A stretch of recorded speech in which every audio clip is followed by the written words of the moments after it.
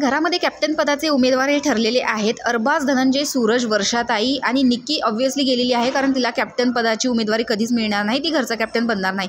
तर टास्क कसा आहे की गार्डन एरियामध्ये 4 स्टँड आहे, त्याच्यावरती डब्बा आहे आणि जे कॅप्टन पदाचे उमेदवार आहे त्यांचा फोटो त्याच्यावरती लावलेला आहे.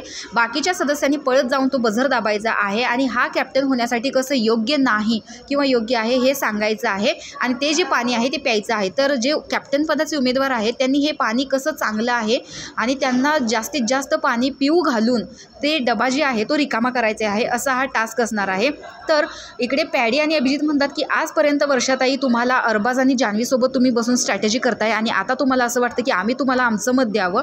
तर वर्षाताई यांच्यासोबत एकनिष्ठ राहिलेल्या नसतात आणि कालच्या कॅप्टन्सी उमेदवारीचा जो टास्क होता याच्यामध्ये अरबाजने निक्कीसोबत खूप भांडलेलं होतं. त्यामुळे निक्कीसुद्धा म्हणते की आज तुला पाणी हे गोड लागतंय, इतके दिवस मी कडू झालेले होते. तर अशा प्रकारे या कॅप्टन पदाचा जो टास्क आहे याच्यासाठी भांडण लागलेलं आहे आणि आता प्रत्येकाला वाटते की सगळ्यांनी बहुमत जे आहे ते मला देऊन मला घरचा कॅप्टन बनवा. तर वर्षाताईंनी स्वतः अरबाजबरोबर स्ट्रॅटेजीज केल्यामुळे त्यांना तर बहुमत मिळणारच नाही आहे, अरबाजला तर ऑब्व्हियसली मिळणार नाही आणि सूरजला पण ते बनवणार नाही. तर या आठवड्यामध्ये धनंजयच घरचा कॅप्टन होईल अशी खात्री आहे. तुम्हाला काय वाटतं हे कमेंट बॉक्समध्ये नक्की सांगा. तोपर्यंत बाय.